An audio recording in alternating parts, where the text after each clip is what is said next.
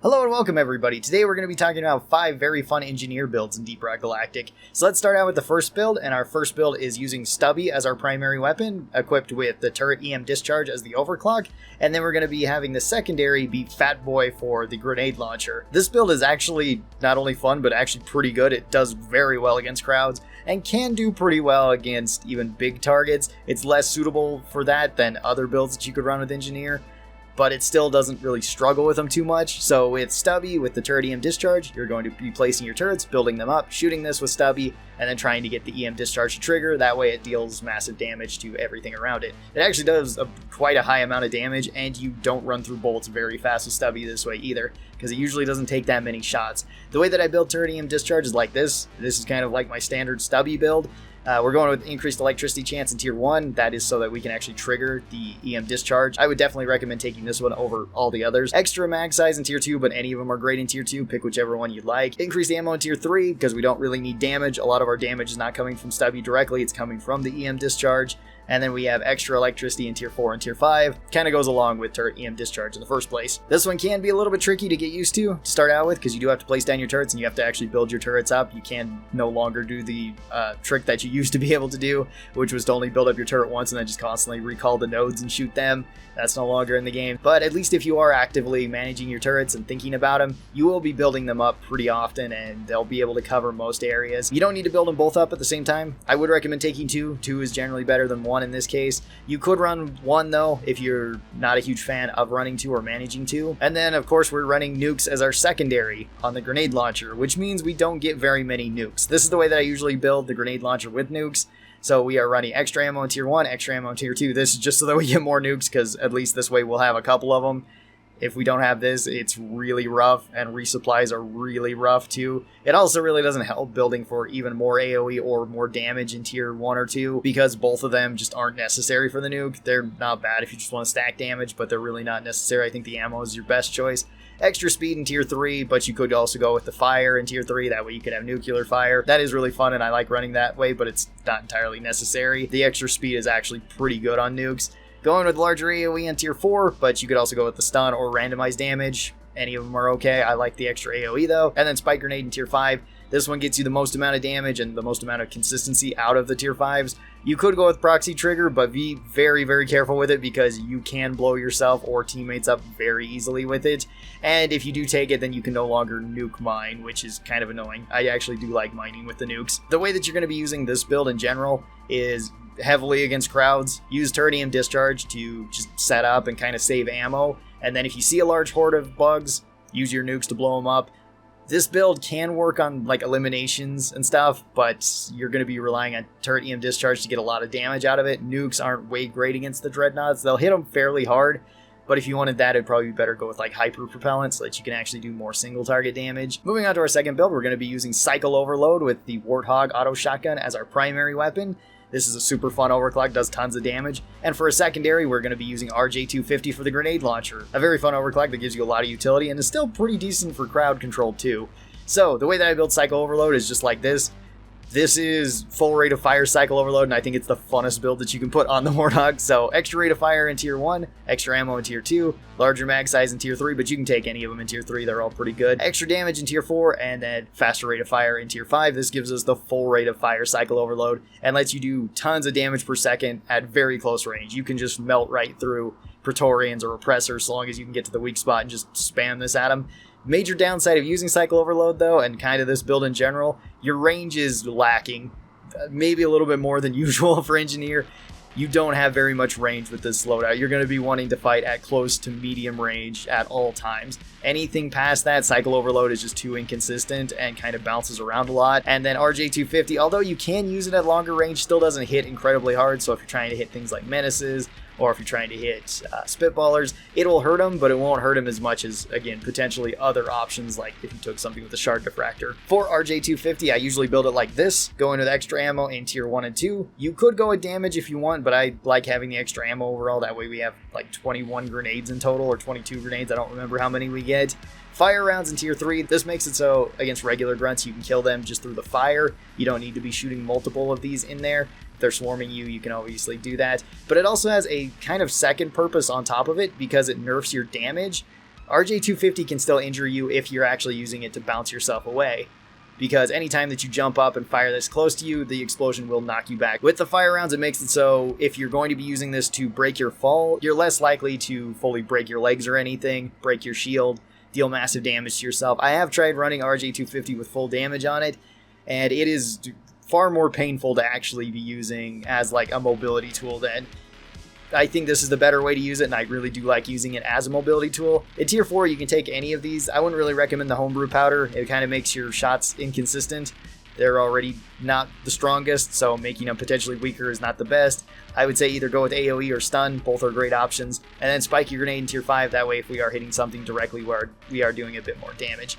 Don't take the proxy trigger because that's kind of redundant for this one. Because if you can't get this to go off consistently, you're not going to be able to use it as a mobility tool. For a third build, I call this one the magic trick build because you're basically doing magic tricks, or hacks, whatever you want to call it. This is Seeker rounds for the Loki as our primary weapon, and then we're using Return to Sender as our secondary with the Breach Cutter. So with Seeker rounds, this essentially gives you wall hacks plus aimbot, so you don't even need to expose yourself when shooting enemies. It's really good on Dreadnought missions because you can hit them in the weak spot very easy, at least the regular Dreadnought and the Hive Guard once it's in its final stage. And outside that, it's just really nice because it's very difficult to actually do friendly fire with the Seeker rounds in general, since the rounds kind of teleport, sort of. They work a little bit weird.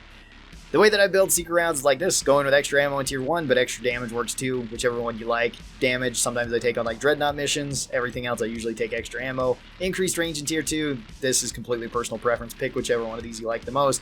Smart targeting in tier 3, this is just so I'm not using up extra rounds. I find that to be pretty useful. Blow-through rounds can kind of work with Seeker rounds, but it's really weird because you have to hit the enemy and then follow through to hit another enemy, so it becomes even more difficult because depth perception becomes a variable in this. Faster lock-ons in tier 4, and then more damage in tier 5. And then for our Breach Cutter, like I said, we're going to be taking Return to Sender, which is kind of also a magic trick. You shoot it through, and then it comes right back.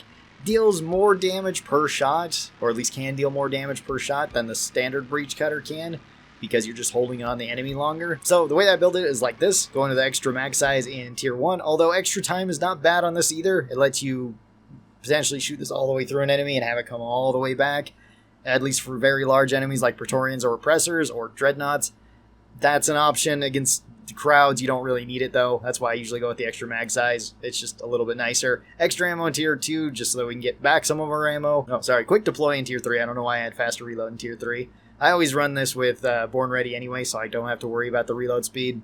The quick deploy I just find to be better in most situations. Stun in tier 4, but armor breaking is pretty good too. And then Plasma Trail in tier 5, although Explosive Goodbye is not terrible with this one either. It's really awkward, but it's not terrible. And I just find Plasma Trail to be a little bit more consistent there. Triple Line Split is also a decent option, especially if you want to hit multiple enemies. It is more forgiving than just having a single line, but once you get used to the single line, I would just say Plasma Trail is usually a better option. Gets you a little bit more damage over time, gets you a little bit more damage per second, and potentially clears up small things like jellyfish or the swarmers that are running through it. One kind of downside to this one is that you can run through ammo pretty fast, not just with the Breach Cutter, but also with the Loki in this particular setup. Engineer can go through ammo pretty quick. You will be hitting fairly hard, and it works well on just about every mission type, but you really need to be prioritizing your Nitra. That way you can get resupplies faster, so you can be using this more often. For our third build, we're going to be using Stubby with the Refire Booster as its overclock, and for a secondary, we're going to be using the Plascrete Catalyst on the Shard Diffractor. This is one of my favorite loadouts now for Engineer. That's just super fun to take on most boards. Refire Booster is probably my favorite overclock for Stubby. This increases your rate of fire quite a bit and gets you even more damage. You just have more spread. It works well at close and medium range. It can even work kind of out to long range, but it's less consistent then. The way that I build Stubby for this is the same way that I built the EM Discharge. And again, kind of my standard build for Stubby. You could switch this up though. You could go with damage, you could go with ammo. It's not terrible to go outside of electricity with this. It's just I prefer it the most with electricity. And then we have the Plascrete Catalyst. This can also be affected by your platform gun. It is nice to run extra ammo with the platform gun. That way you can actually be using this more often. And this one does pretty high damage. It does well against big enemies. It does well against crowds. It does take some time to set up though. So if you have some warning ahead of time that enemies are coming, you can set a couple of these up.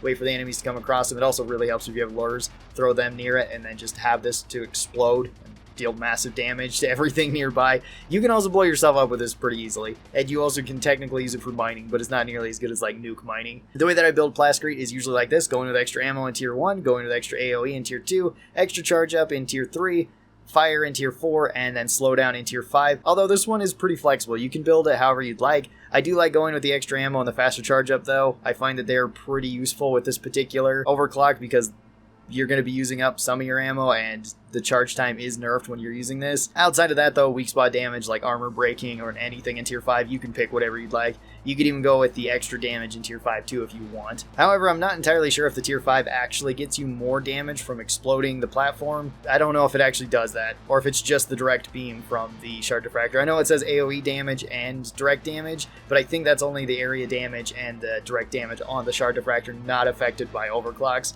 I could be wrong about that though, in which case then the rupturing is actually a really good option in tier 5. And then for our 5th and final fun build for engineer, we are running explosive chemical rounds Loki with the spinning death breach cutter. The Loki I build like this with explosive chemical rounds. We're going with extra ammo in tier 1. I would recommend this over damage. Damage doesn't really matter with this build because we're getting a lot of our damage from the explosives. In tier 2, I do recommend taking the macro lens. That way it's easier to put just 3 targets onto an enemy to cause the explosion to happen more often. Extra damage in tier 3, faster lock-ons in tier 4, and then extra electricity from tier 5. That way we're blowing things up and electrocuting them. It lets you deal with crowds very easy. It has a fear on it. It lets you do decent damage towards single targets, lets you have some really long range too.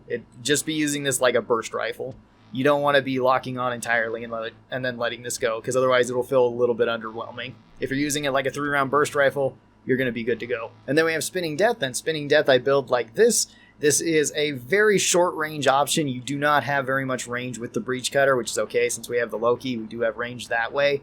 You're going to be using this mainly for crowds or to put on large targets. So in tier 1, I go with the prolonged life of the projectile. This just lets you have the beam out longer than you otherwise would, so you get potentially more value out of it. Extra ammo in tier 2, but even more fine in tier 2. I like the ammo the best though. Damage, I wouldn't really recommend. Damage is not great with the spinning death. Yeah, I chose reload speed again for some reason in tier 3.